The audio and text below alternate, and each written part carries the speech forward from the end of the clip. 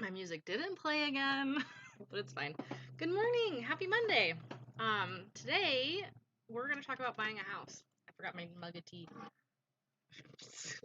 Feels like oh no, you guys. Hold on. I'm gonna wipe the keyboard, but it might change things. No, we're doing good. Oof. Oh, it's rough today. See, I did. Is it still up?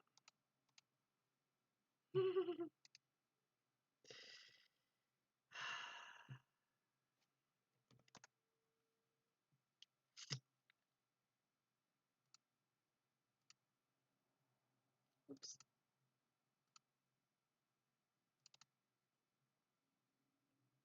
Is it still live? Well, we'll see because I'm still streaming, but I don't know where my YouTube thing went, so we're good. I don't want to hear myself talking on that. We're good. We'll just figure it out. I still have the chat window popped up, so I think we're good. Today we're talking about painting a house because I made some mistakes this weekend and I want to share them with the world because I want you to not make the same mistakes. But look, see? Okay, so that's my paint. That's the color I chose. There might still be some in my hair, but I did shower, so I don't know if it is in there still. I don't see any on the camera. Yeah, I'm still good. I dropped my tea on my keyboard and I freaked myself out and then I closed the YouTube thing. So this will be interesting, but it's all okay. Great. So today I want to show you tape measures, how they work, math of figuring out the square footage of your house, and how to convert that to gallons of paint. But first of all, this feels like it's a lot in the future because I'm talking mostly to people who are under 18 because I thought that was more paint. It's on my camera though. Which means that you probably don't have a house to paint. Which makes me feel like I'm kind of going out of my scope, but I think that we can call this like painting your bedroom. If you came to your parents and said, hey, I've already calculated how much it'll cost to paint my bedroom, it's exactly this many gallons, they might be more willing to let you do it. So we're just going to use that as our excuse. But I'm hoping that one day in 10 to 15 to 20 years, however long it takes you to get either an apartment that lets you paint or buying a place that you need to paint. I did, congratulations to me, I did just buy a condo in Mount Vernon. I forgot to close my door. Please stand by.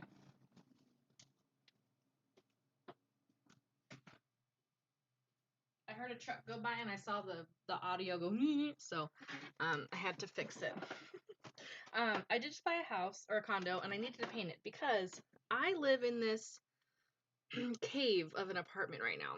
I have two windows. One faces a building and one faces north to a hill. So I get very little sunlight here. This new place has windows everywhere. But they painted it like blue-gray, and so it darkens the room. So all I did was I painted everything white. Just like this. This is not my condo, this is my apartment still, but we'll have a change of scenery soon enough. I wish I knew who was here because my YouTube usually tells me. But it's fine. I don't care. I'll just talk to myself. Okay, so let's talk about what we need to be able to paint a house. And I wish I didn't do it that way. It's okay. Okay, if you search online, you learn that there's two different ways that they tell you about the number of gallons you need, because paint comes in a gallon bucket or a 5-gallon bucket, or you can go a little smaller too. You can get like an 8-ounce sample can, which paints maybe like size of a window on a wall. So what you learn when you're doing this is that they tell you online that you can measure it by the size of the room. So they're like, if you want to paint a bathroom, it's probably this much paint. If you want to paint a bedroom, it's probably this much paint. But I found that to be grossly inaccurate because my bathroom size might be different than your bathroom size. A bedroom size might be different than your bedroom size. So the best way to do it is that 1 gallon of paint is 400 square feet. Okay. So we have to talk about a square foot. This is not a square foot. This is a little box that I made. If I was cool, I would come in with like post video editing and like make a little box here, but it's fine. So here's how we do this. If I have 1 gallon of paint, it'll cover 400 square feet. Online, they say that's about the size of a bathroom, but again, how big's a bathroom? So this little box down here, let's just say it's like 1 foot by 1 foot or 12 inches by 12 inches. So it's a 1 foot square, or if it's 12 by 12, it's 144 inches square.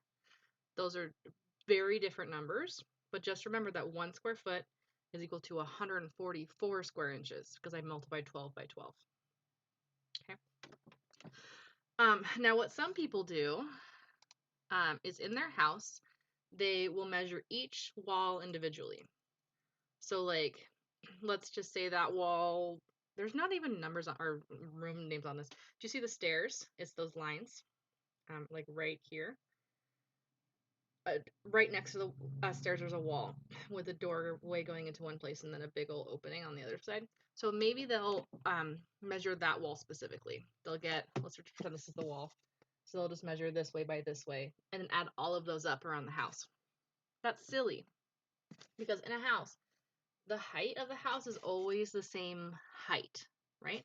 So for example, not for instance, for example, the height of my house, all the walls were 92 inches tall. So I didn't need to go through every single room and remeasure the 92 inches. I didn't need to do that.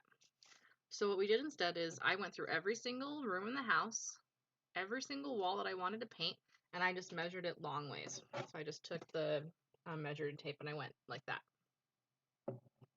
And I just rounded, like I didn't worry about the decimals or the fractions of the things because I was overestimating some places and underestimating others by like ignoring closets or including windows. So hopefully that would help. And then I realized that I forgot the ceilings. So then I just looked up the square footage of my house and used that as the ceiling. So let me walk you through this math without my scratch paper, but this is my real scratch paper from my place. Okay, so what we did is we took all these numbers and added them up, and then that was multiplied it by 92, because that's the square inches. That's the little box. So my square inches was 198,168 square inches. But that doesn't help me with the square footage, and square footage is how I know about the gallon of paint, because that's my correlation there. So remember it was 144? So you're basically doing the square inches divided by 144, but I just divided by 12 and divided by 12 again because that makes more sense to some people, because it's an inch square, so you need to divide by inches twice. Okay, and that's how you get the number of square feet. And then, because 1 gallon of paint is 400 square feet, we do square feet divided by 400. Is that what I did? That's exactly what I did. I got 3.5. And then I remember the ceilings, so I just did 5 gallons. I got a 5-gallon bucket. Let me pause right here because I want to show you about the measuring tape. There it is. So I want to show you about measuring tapes before I tell you where my mistake was, okay? Because I want to make this real life all the way through, and that includes needing to know how to do a measuring tape. So on a measuring tape, this is a 12-foot measuring tape, which wouldn't have measured every single room in the house, but I could have like cut it into pieces or whatever. So in a measuring tape, this is your belt loop. It like hangs on your belt or your pocket or whatever. That way it's always available, and it has a little clippy part. This part right here hangs on to whatever half of the wall that you want it to start on. That way you don't have to, that way you can do it all by yourself in case nobody's there.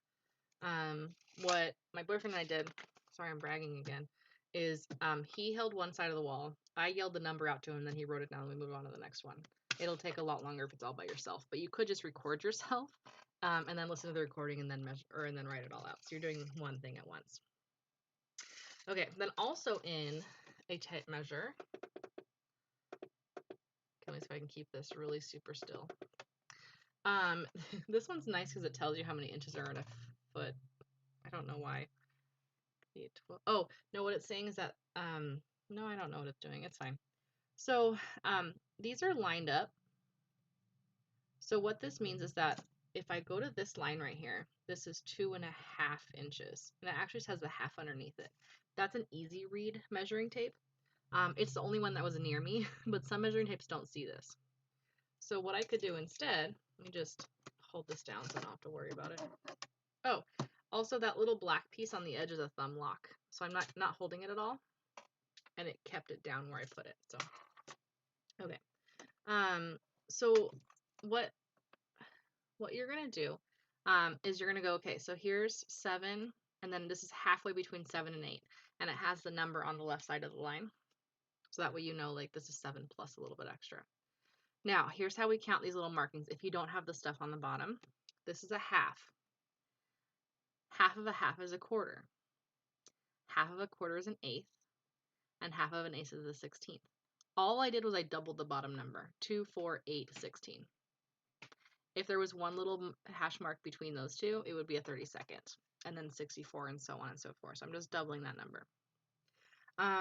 So 7, this is 7.5 inches or whatever it is, depending on where my marking is.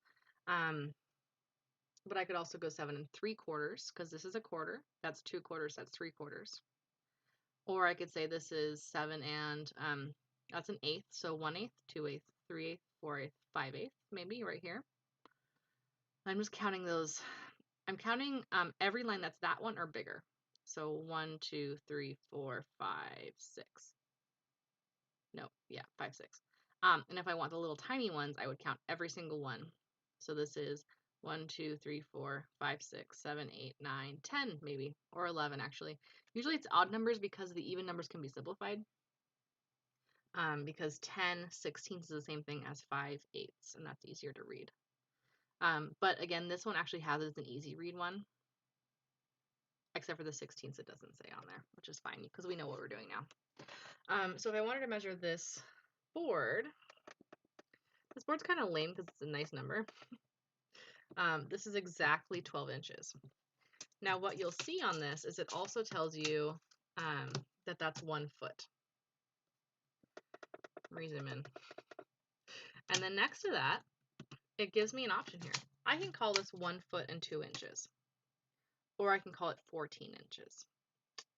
I like to call it 14 inches because if I call it 1 foot and 2 inches, then when I number all those up, one common error that I see with real people is that if it's 1 foot 2, let's say I do 1 foot 2 inches, and then I have 1 foot and 7 inches. When I add those together, it's 1 foot 9 inches. Sorry, 2 feet 9 inches.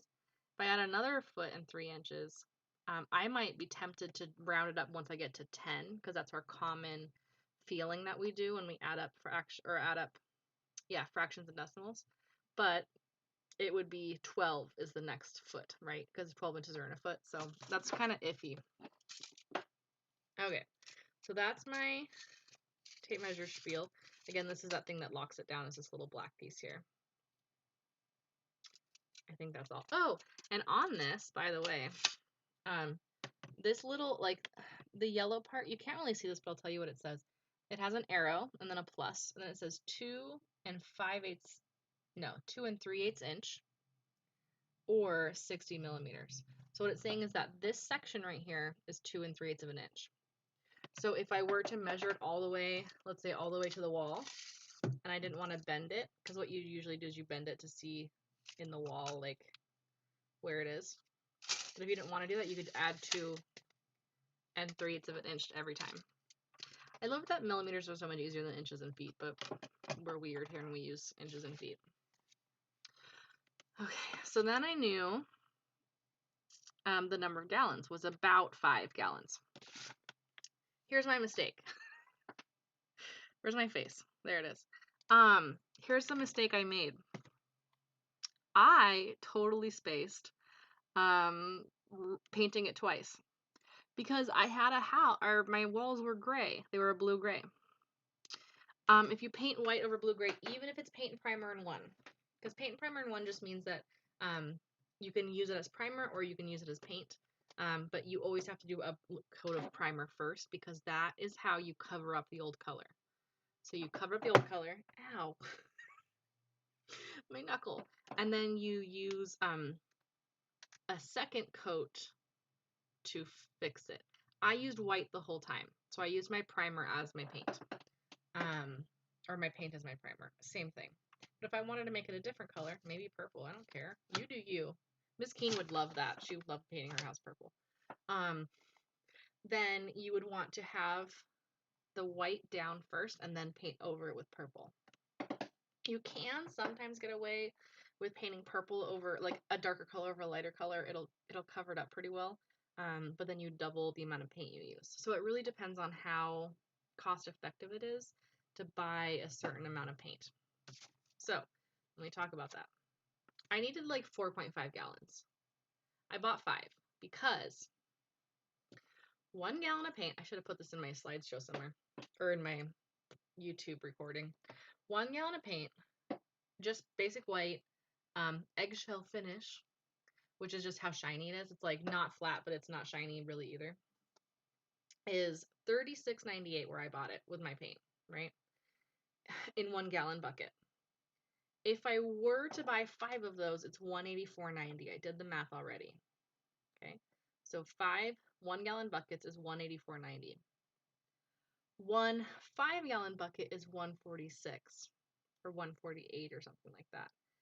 So I basically saved 40 bucks by having to lug this big old 5 gallon bucket around with me. And then my stepmom picked on me for that because she was helping me paint. She was like, oh, we never buy 5 gallon buckets. We only ever buy single gallon buckets and then just like use those because it was heavy. It was very heavy. I had to take the stairs one at a time. I would like thump it up to the next stair and then walk up and then thump it up to the next stair and walk up. And it became a big problem. But I'm actually pretty proud of myself for saving that 40 bucks. Like that can go towards a nice plant in my house or something else. I don't know yet. We'll see. So that 148 was a big deal to me. Here's where I messed up. Have I told you this already? I don't even remember as I'm rambling now. I did this math for 1 coat of paint. It took 2, sometimes 2.5. So I should have doubled this. I should have gotten 10 gallons of paint. I should have gotten 2 5 gallon buckets. But then my stepmom would be really mad at me. So what she said the next day was, hey, we still have like 3 rooms to do in the hallway. Go get 2 gallons of paint. And in my head, I went, that's like half the house.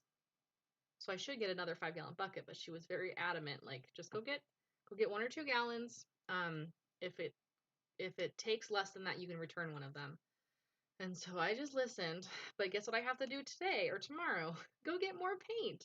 We didn't quite finish. So I need to get 1 or maybe 1 more gallon. But it really should have taken 5.